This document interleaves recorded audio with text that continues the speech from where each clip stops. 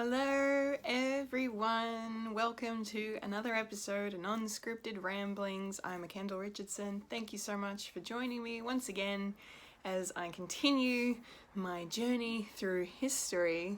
And today we are going to be talking about there aren't really any words to describe this song and how incredible it is, how moving it is, how sad it is. Just, they haven't thought of a word yet that accurately, describes this, that fits what this song is. So today I'm going to be talking about Stranger in Moscow. And it's just,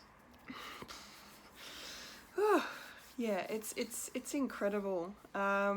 It's funny because, and I have to tell the story because, as I mentioned, if you've seen my previous videos, that, the History album was a big influence on me as a kid. It was one of the first albums that I listened to over and over again, and, it was the second album that got me, really certified me as a Michael Jackson fan when I was really young. And I remember listening to this song as a kid and really, liking it, but for some reason, when I was a kid, I never really liked Michael's ballads. I was all about the up-tempo, the fast-paced pop, dance, R&B stuff that he did. For example, because this History, of course, was a double album. The first CD was a greatest hits of everything from Off the Wall up till Dangerous.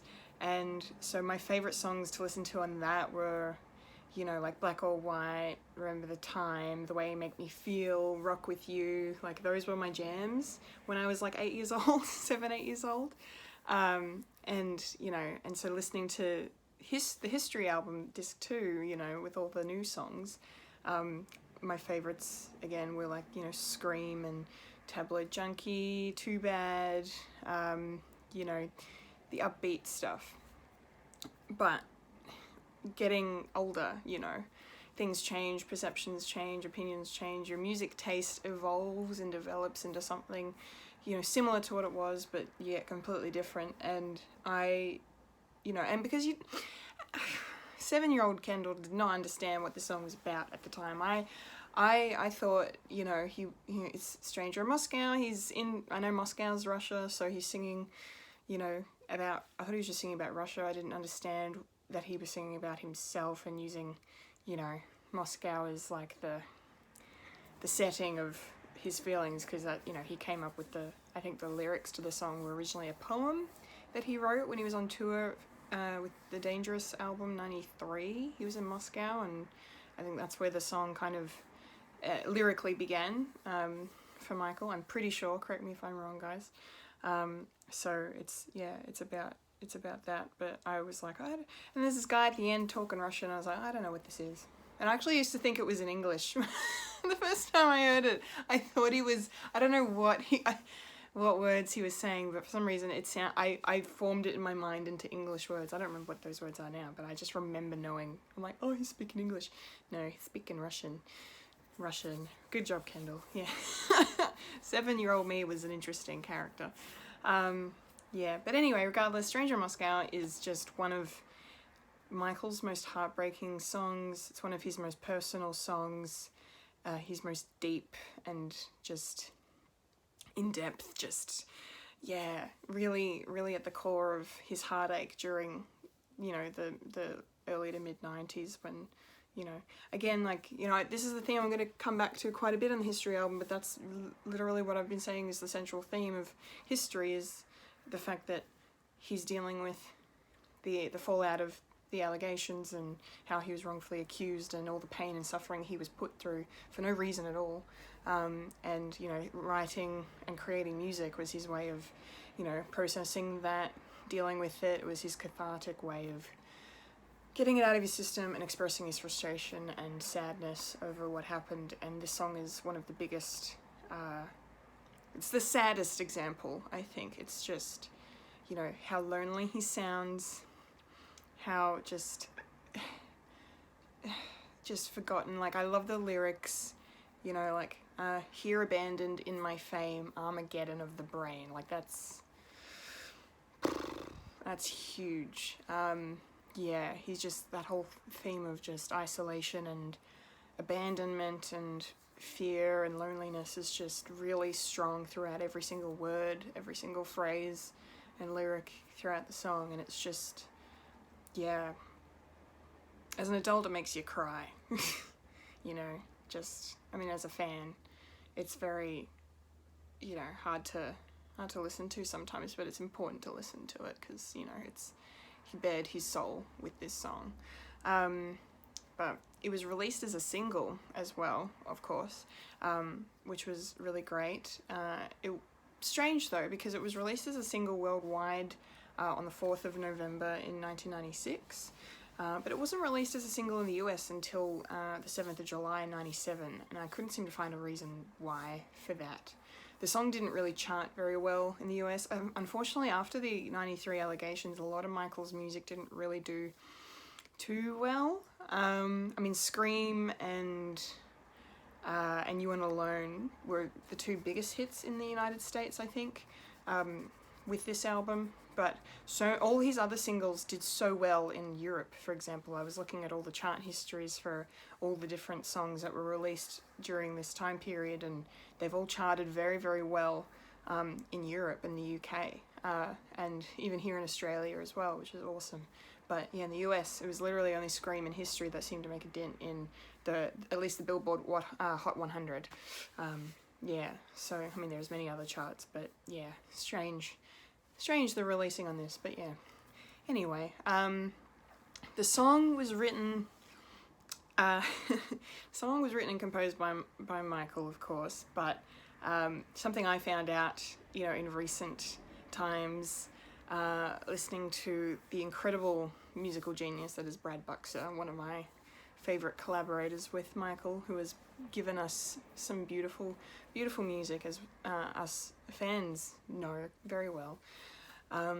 Yeah, Brad actually helped to come up with the music, with the score for this, because this was something I also learned later in life, that Brad and MJ actually worked on music for Sonic the Hedgehog 3 back in 1993. And a bunch of that music can still be heard in the game, which is really cool, and I had no idea, but it was kind of an urban legend, sort of like a myth at the time, like for a long time, years and years. It was never really confirmed or denied, because, you know, fans started noticing the similarities between the tracks on, you know, certain parts of the Sonic 3 game and then some of Michael Jackson's music. There's lots of similarities there. So, and because Brad was one of MJ's big collaborators during the 90s and onwards, yeah, that sound, that style is very, you know, noticeable. So yeah, and it's just kind of crazy how that all went down, and because MJ was never officially credited as being the composer of the music in the game. And there seem to be two reasons for this, and I'm not sure which one's the right one or if it's a combination of the two, but the story from Brad Buxer goes that they left the project because Michael was unsatisfied with the way the music was sounding on the Genesis console, the Sega Genesis console, which the game was released on, and so, you know, they only had the certain level of sound that they could go to. Certain sounds could be made, like it wasn't CD quality, it wasn't, you know, vinyl quality, that kind of, yeah, it's video game music. It was probably like, you know, not 8-bit music, but, you know, slightly above that, but just, yeah, it wasn't what Michael wanted for the music, so they decided to leave the project. But, you know, the music having already been, a bunch of it already having been completed, I think it just ended up staying on the game anyway. But according to Sega, and the people who, like the team behind Sonic 3, they claimed that the reason MJ was not credited is because of the allegations, and they didn't want the negative, at the time, association, because they're stupid. Yeah, so I'm gonna go with Brad's reasoning on this one. That sounds a bit more likely, but, you know, who knows? Regardless, the music is still there, and one of the pieces of music on Sonic the Hedgehog 3 is the basis for the music for Stranger in Moscow. So, I think it's in a slightly faster tempo on the game than it is in the actual final song. So, but that's really, really cool little fun trivia tidbit for anyone watching who didn't know that. That's pretty cool. I've always thought it was pretty cool after I found that. I'm like, oh, yeah, some video game music, and Sonic as well. Huge games, whole series of them. Still making them today. It's awesome. Yeah, what else can I say about this? I mean, the short film.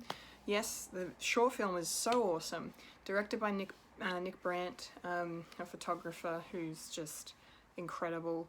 And you know, this was the second short film that they worked on together. The first one I will be talking about in an upcoming video, so I won't mention that yet.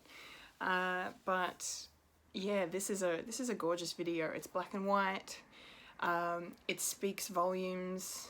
You know, it really fits the song perfectly. You know, the way it kind of focuses on these 6 individual people, one of them being MJ, and they're all moving in normal time, but everyone around them is in slow motion.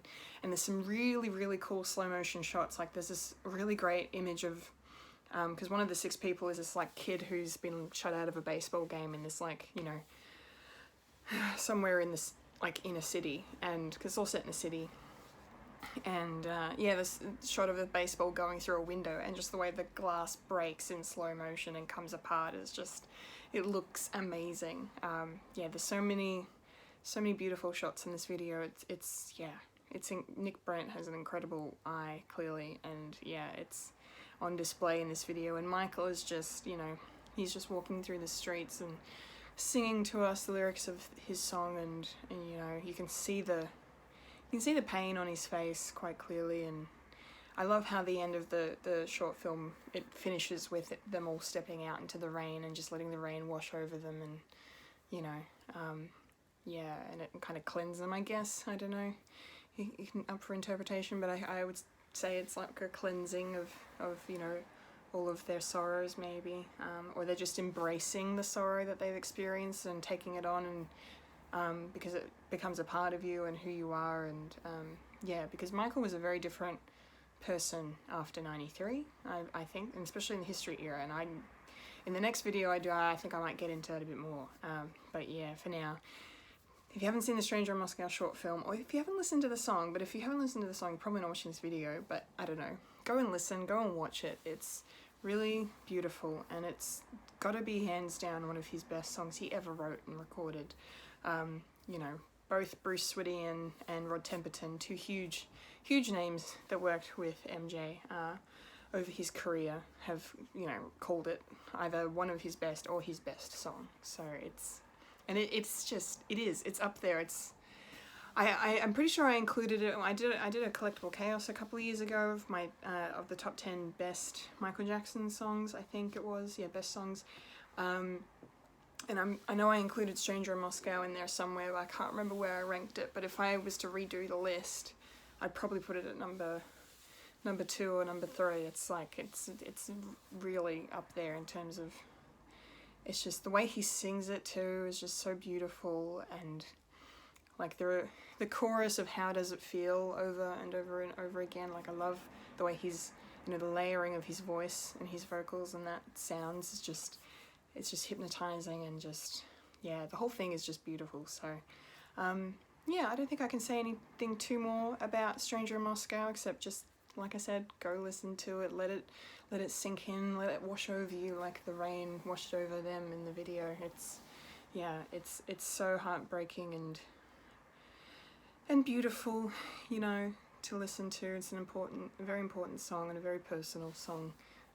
That will show you, you know, just a glimpse into what Michael was feeling during the, you know, the turbulent time of 93, 94, you know, into 94 and everything, just really bad time. So, but yeah, it's a beautiful song, and we're very lucky that he was able to, you know, create something so beautiful out of something so tragic that happened to him. Yeah, it's wonderful. Yeah, but you know, I'd rather, if it if I'd rather not have the song if, you know, 93 never happened. I would be willing to sacrifice a beautiful piece of music, because we would have gotten other beautiful pieces of music anyway, so it's fine, you know. This is how it is. This is history. So, okay, that's all I got, I think. Thank you so much for watching. Stay tuned for more, because next video I will be back with a look into track 4 of the History album, and the first non-single of the album, or is it? Because I just remembered a thing. But yes, so that's going to be this time around, and I can't wait to talk about that. So thank you so much for watching, guys. I hope you're enjoying these little videos. I'm enjoying discussing them, because these songs are just so important to me and to, you know, any Michael Jackson fan really around the world. So yeah, thank you so much. I've been a Kendall Richardson, and you've just experienced non-scripted ramblings.